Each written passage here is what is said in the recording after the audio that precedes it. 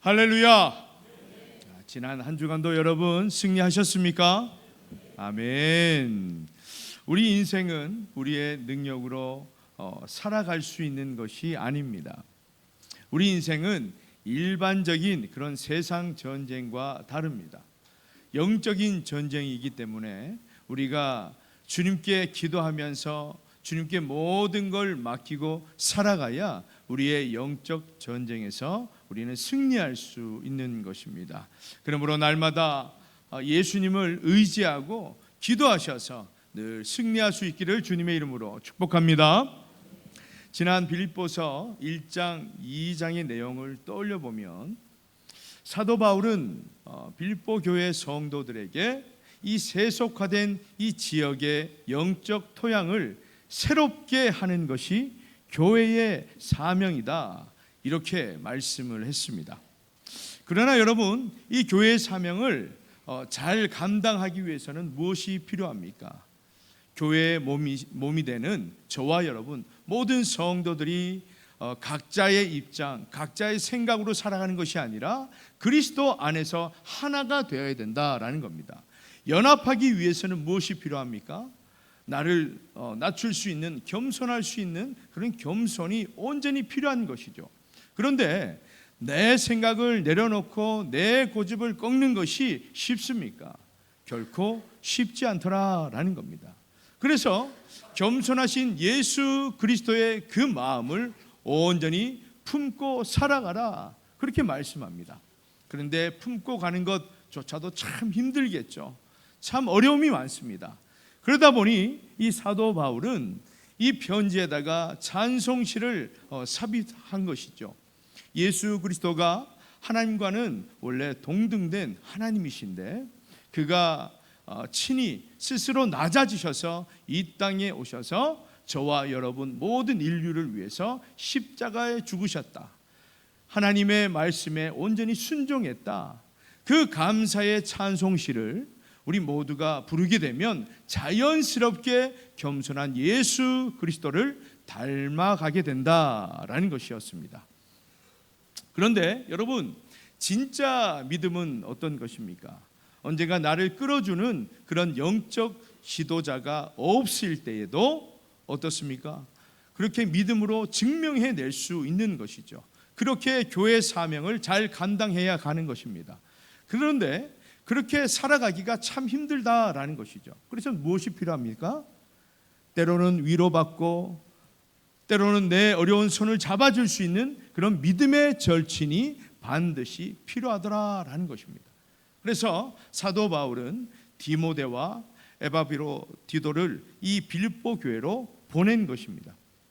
그런데 오늘 본문의 말씀을 보면 빌립보 교회에 한 가지 문제가 발생했습니다. 그 당시 빌립보 교회 안으로 율법주의자들 그리고 이 거짓 교사들이 침투해 온 것입니다. 그러다 보니 이 빌립보 교회 성도들의 그 복음 신앙을 위협했더라라는 겁니다. 다시 말하면 사도 바울이 가르친 그 성경적인 그 가르침이 잘못되었다, 이렇게 왜곡하면서 많은 성도들의 믿음을 흔들고 하나님을 떠나도록 그렇게 만들어버렸다라는 겁니다. 그래서 사도 바울은 빌립보 성도들에게 이렇게 말씀합니다. 1절입니다. 끝으로 나의 형제들아, 주 안에서 기뻐하라. 너희에게 같은 말을 쓰는 것이 내게는 수고로움이 없고 너희에게는 안전하니라. 여기서 끝으로라는 말은 편지의 마무리를 하는 그런 말이 아닙니다. 그러니까 새로운 주제로 넘어가고 있음을 말하는 것이죠. 2장까지는 복음에 합당한 삶을 살아야 된다, 이런 말씀을 드렸다면 이제는 유대 율법주의자들과 이 반도덕주의자들, 이 거짓 교사들을 조심하고 신앙의 표대를 향해서 정진해야 된다, 이런 말씀을 하고 있습니다. 성숙한 삶을 살아야 된다라는 것이죠. 수십 년 전에 예수님을 믿었고 지금도 신앙생활을 하고 있음에도 불구하고 여전히 어린 아이와 같은 그런 신앙으로 살아가는 것은 결코 올바르지 않습니다. 시간이 가면 갈수록 우리의 신앙은 성숙해져야 된다라는 것이죠.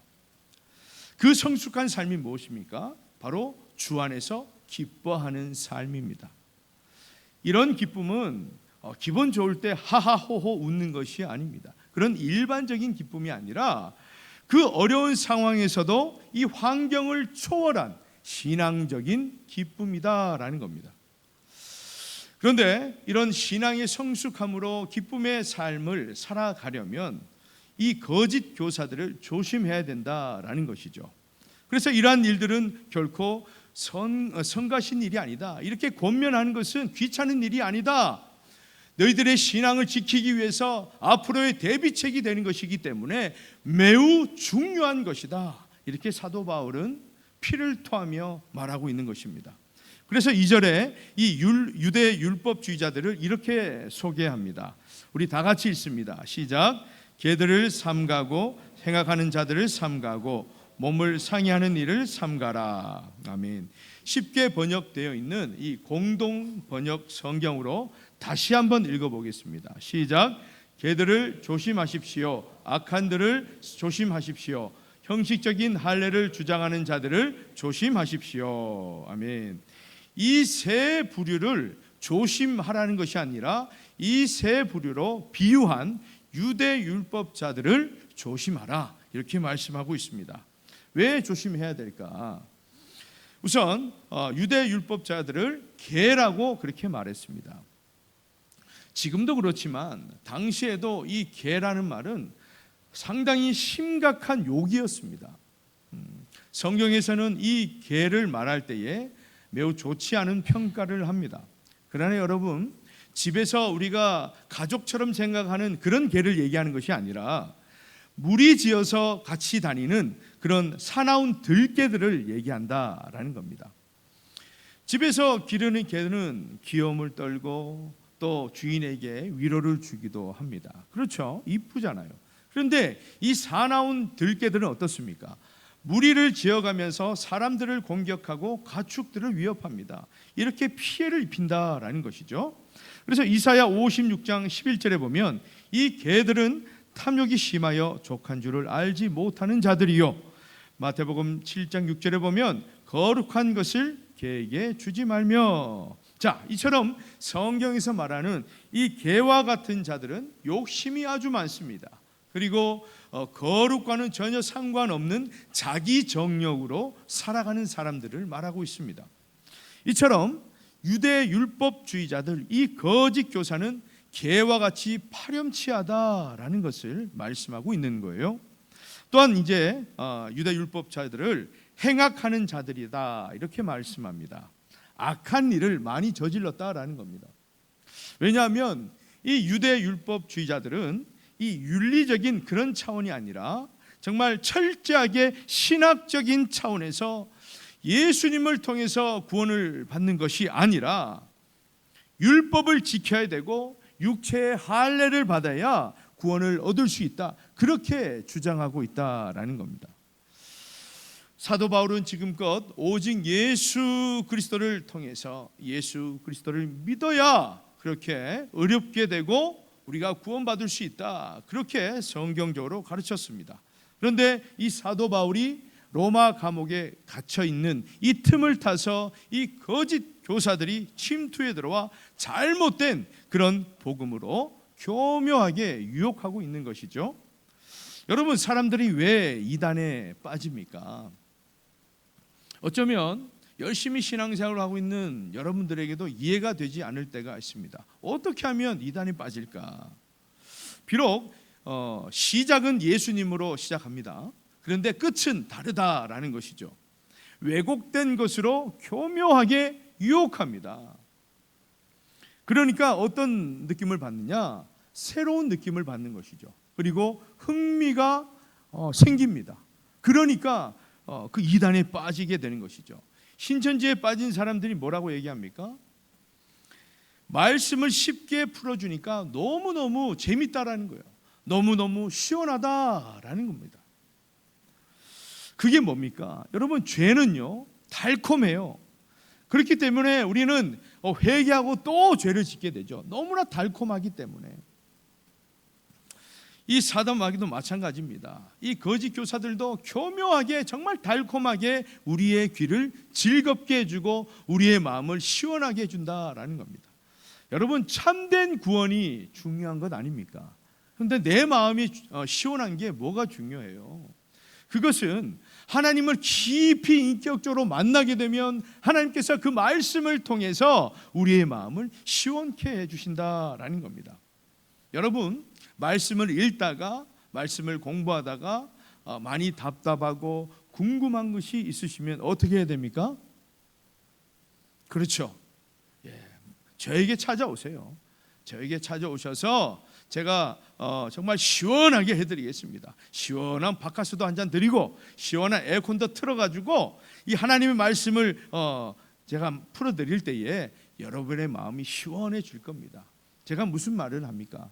무조건 찾아오라는 말이 아니라 여러분, 이단들이 여러분을 공격하고 유혹하고 그래서 마음이 싱숭생숭해지면 여러분 힘들어하지 말고 무조건 저에게 찾아오세요. 찾아오시고 말씀을 읽을 때도 답답하면 저에게 문자로도 괜찮습니다. 이렇게 주시면은 제가 다는 모르지만 제가 또 열심히 공부해서 여러분 덕분에 또 박사가 되어서 그렇게 여러분에게 알려드리고 또 여러분의 궁금증을 풀어드리도록 노력하겠습니다. 사랑하는 여러분, 이단을 조심해야 됩니다. 그런데 여러분 이렇게 사람을 또 경계하고 그렇게 비밀스럽게 하면 다 조심스러워집니까? 그게 아니라 하나님의 말씀을 순수하게 받아들이고 이 말씀을 지키려고 부단히 노력하면서 또 기도하면서 그렇게 나아가면 여러분 진리와 거짓을 분별하는 영성이 생기는 것입니다. 그래서 오늘 말씀을 통해서 거짓과 진리를 분별할 수 있는 영성이 충만하시기를 주님의 이름으로 축복합니다.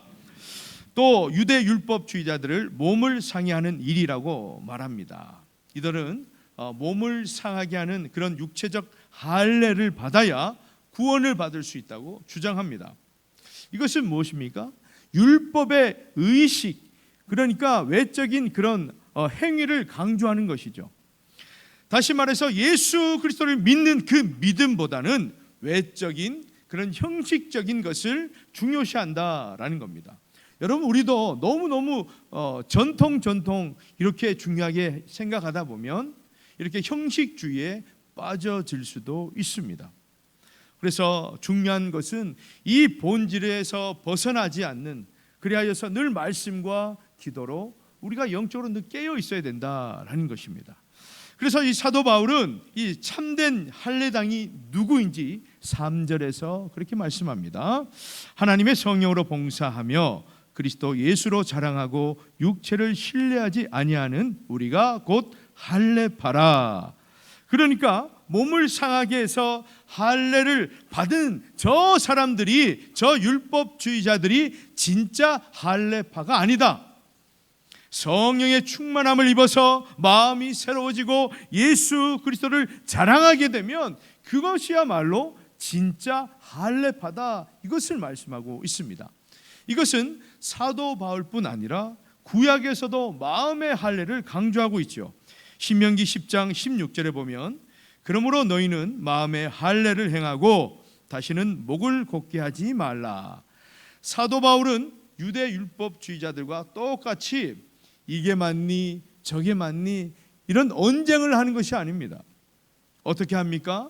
우리 4절에서 6절까지 보면 자기가 살아왔던 이야기, 즉 이 간증을 이야기합니다. 우리 다 같이 한번 읽겠습니다. 시작. 그러나 나도 육체를 신뢰할 만하며 만일 누구든지 다른 이가 육체를 신뢰할 것이 있는 줄로 생각하면 나는 더욱 그러하리니 나는 8일 만에 할례를 받고 이스라엘 족속이요 베냐민 지파요 히브리인 중에 히브리인이요 율법으로는 바리새인이요 열심으로는 교회를 박해하고 율법의 의로는 흠이 없는 자라. 아멘. 사도 바울은 이렇게 얘기하는 겁니다. 나는 8일 만에 할례를 받았다. 이것은 육체적 할례를 말하는 거예요. 왜 받았느냐? 그는 그냥 개종을 해서 유대인이 된 것이 아니라 전통적인 그런 유대인이다, 히브리인이다. 그리고 무엇보다 나는 베냐민 지파다. 그러니까 확실한 그런 후손이다라는 거예요. 순수 혈통이다라는 것을 강조하고 있는 것입니다. 그래서 정통 바리새인으로서 예수를 믿기 전까지는 무엇을 했는가? 교회를 핍박하고 교회를 다니는 많은 사람들 잡아갔다라는 거예요.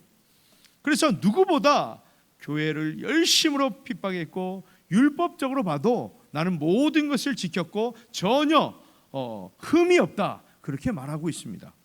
들어보면 이 사도 바울의 자랑 같은 자신의 이야기이지만 왜 이런 이야기를 할까요? 왜 이런 이야기를 할까요? 빌립보 성도들이 흔들리는 이유가 무엇입니까? 유대 율법주의자들이 우리는 율법을 잘 알고 율법을 잘 지키는 사람입니다, 그렇게 나오니까 마음이 혹했다라는 겁니다. 믿음이 갔다라는 거예요. 신뢰가 간다라는 겁니다. 거룩해 보이고 설득력도 있어 보이고 신뢰가 가더라라는 것이죠. 여러분, 저는요 음악을 그만둔 지 20년이 넘었습니다. 그런데 어떤 분은 아직도 제가 음악 공부를 했다라는 얘기를 들으시고 제 노래도 들어보지도 않고 아이고 목사님 노래 잘하신다면서 정말 부럽네요, 어떻게 하면 노래를 잘할 수 있습니까? 그렇게 얘기하시는 분들이 아직도 있습니다. 여러분, 무슨 말입니까? 신뢰가 간다라는 거예요. 왜? 예전에 공부했기 때문에, 전공이었기 때문에 신뢰가 간다라는 겁니다. 저도 어떤 분과 얘기를 하면서 이것에 대해서 얘기를 하는 거예요.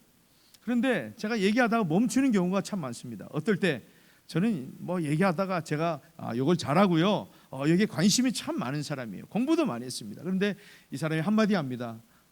지금 그쪽에서 일을 하고 있습니다. 그러면 예, 그러면서 아주 겸손해지죠. 무슨 말입니까?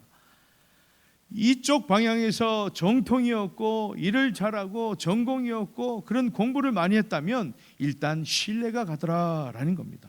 지금 여기서 빌립보 성도들이 흔들리고 있다라는 거죠. 그래서 사도 바울이 무엇을 얘기합니까? 빌립보 성도들아, 무슨 소리냐? 나는 원래 그들보다 더 정통이었다, 그들보다 더 훌륭한 바리새인이었다, 율법에 관해서는 나보다 잘하는 자가 없었다, 그렇게 얘기하는 겁니다. 그러면서 사도 바울이 더 강조하는 것은 내가 그렇게 살았지만 중요한 것은 예수님을 만난 후에 나는 완전히 달라졌다, 이것을 강조하고 있습니다. 우리 다 같이 7절 8절 상반절 말씀을 함께 읽습니다. 시작. 그러나 무엇이든지 내게 유익하던 것을 내가 그리스도를 위하여 다 해로 여길 뿐더러 또한 모든 것을 해로 여김은 내 주 그리스도 예수를 아는 지식이 가장 고상하기 때문이라. 아멘. 그렇습니다. 과거에는 자신이 의롭게 되기 위해서, 구원받기 위해서 이 율법에 많은 것을 투자했다라는 겁니다. 뿐만 아니라 유대의 가르침에 있어서도 확실하게 열정적으로 사랑했다라는 겁니다. 왜냐하면요, 그 속에 최고의 가치가 있을 줄 알았다라는 겁니다. 그런데 알고 보니 그 안에 쑥 들어가 보니 아무것도 아니더라라는 겁니다. 그런데 예수님을 만나보니까 오직 그 예수 그리스도만이 내 인생의 최고의 가치임을 깨달았다라는 겁니다. 이런 이야기를 계속해서 얘기하는 것이죠. 그래서 8절 하반절에 뭐라고 하냐면 내가 그를 위하여 모든 것을 잃어버리고 배설물로 여김은 그리스도를 얻고. 여러분, 배설물이 뭡니까? 사람들이 멀리하는 것, 더 이상 보고 싶지 않은 것이죠. 가장 더럽게 생각하는 것입니다. 그런 존재로 여겼다라는 겁니다. 사랑하는 여러분, 예수 그리스도가 저와 여러분의 최고의 가치가 맞습니까? 가치가 맞습니까? 예, 눈은 감고 있어도 확실하게 말씀하셔야 돼요. 눈은 감고 있어도 예수 그리스도 그러면 아멘 나와야 돼요. 자, 여러분, 예수 그리스도만이 나의 전부고 최고의 가치다라는 이런 고백이 없으면 여러분 아무리 주일 열심히 섬겨도 이단이 와서 사실은요, 이 한마디에 쏙 마음이 빼앗겨 버립니다. 사랑하는 여러분, 예수 그리스도가 우리 인생의 최고의 가치임을 확실히 믿을 수 있기를 주님의 이름으로 축복합니다. 우리 예수님은 마태복음 16장 26절에서 말씀하셨습니다. 사람이 만일 온 천하를 얻고도 제 목숨을 잃으면 무엇이 유익하리요? 사람이 무엇을 주고 제 목숨과 바꾸겠느냐? 무슨 말입니까? 모든 것을 얻어도, 모든 지식을 얻어도 그리스도를 모른다면, 그리스도를 놓쳐버린다면 우리는 영원한 생명을 잃어버리는 것이다, 이렇게 말씀하고 있습니다. 사랑하는 여러분, 사도 바울은 비록 감옥에 있었지만 예수 그리스도가 내 안에 있기 때문에 항상 기뻐했다라는 것입니다. 여러분은 기쁩니까? 여러분은 기쁩니까? 왜 기쁩니까?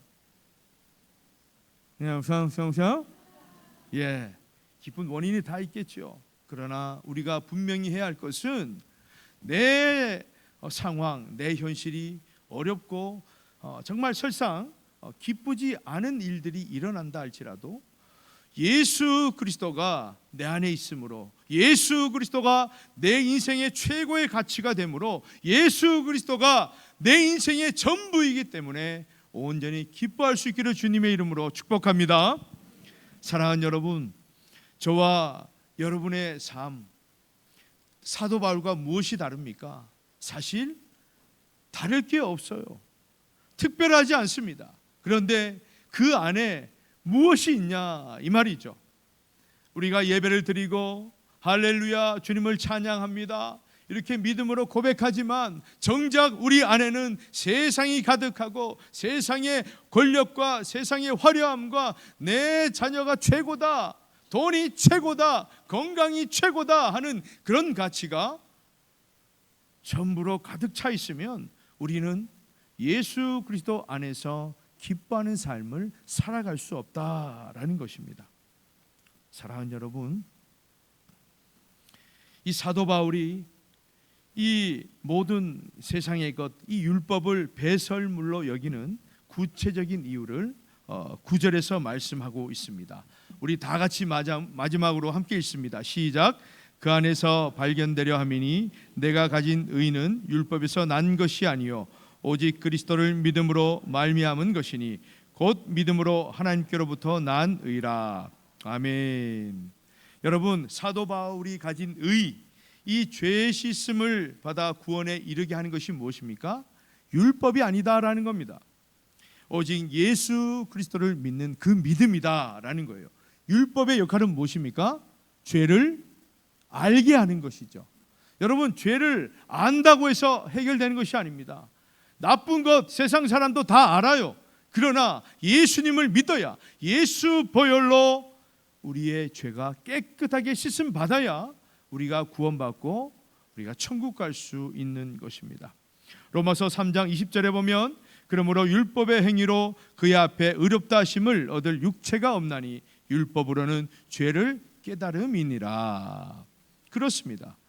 분명히 우리의 행위나 율법을 지킴으로 구원이 이루어지는 것이 아니다, 그렇게 확실하게 말씀하고 있죠. 또한 로마서 3장 24절에 보면 그리스도 예수 안에 있는 성령으로 말미암아 하나님의 은혜로 값없이 의롭다 하심을 얻은 자 되었느니라. 아멘.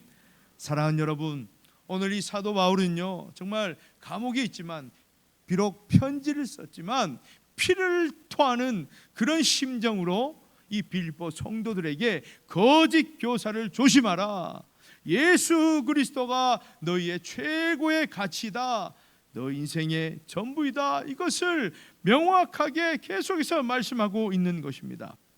사랑하는 여러분, 때로는 우리가 살아가는 데 있어서 참 힘이 들죠. 예배를 드려도 마음이 밝아지지 않아요. 하나님의 영광을 위해서 봉사하고 헌신해도 더 피곤하고 힘든 생각만 계속 듭니다. 우리가 무엇을 놓쳤습니까? 우리의 열정입니까? 아니요, 예수 그리스도를 놓친 것입니다. 사랑하는 여러분, 우리가 참 정말 진리인지 거짓인지 분간하기 힘든 이 어려운 세상을 살아가요. 어떤 분들은 유튜브를 보면서 그것이 진리인 줄 알고 맞는 얘기인 줄 알고 그것을 퍼뜨리는 분들도 적지 않게 있습니다. 그러나 여러분, 우리가 진리인지 거짓인지 분별할 수 있는 것은 오직 예수 그리스도 그 믿음밖에 없다는 사실을 여러분 꼭 기억하시기를 바랍니다. 날마다 하나님의 말씀을 붙들고 묵상하십시오. 이 말씀을 통해서 문자적으로만 이해하는 것이 아니라 이 살아계신 하나님의 말씀을 통해서 인격적인 하나님을 깊이 만날 수 있어야 돼요. 그리고 매일매일 그 힘들지만 우리가 믿음으로 살아가기 위해서는 기도의 원동력이 필요한 것입니다. 날마다 기도의 자리에 나오십시오. 틈만 있으면 기도하십시오. 그러면서 하나님을 바라보시고 저 십자가를 바라볼 때에 우리의 삶이 달라지고 세상 것은 배설물로 여겨질 것이며 무엇이 거짓인지 무엇이 진리인지 분별할 수 있는 그 영성이 충만하게 되는 것입니다. 사랑하는 여러분, 그러한 삶이 고상한 삶입니다. 그러한 삶이 수준 높은 삶입니다. 이번 한 주간 여러분 어떻게 살아가시기를 원하십니까? 오직 예수 그리스도가 우리 인생의 최고의 가치로 여겨지셔서 정말 수준 높은 한 주간, 정말 고상한 한 주간 예수 그리스도 이름으로 승리하시기를 간절히 축원합니다.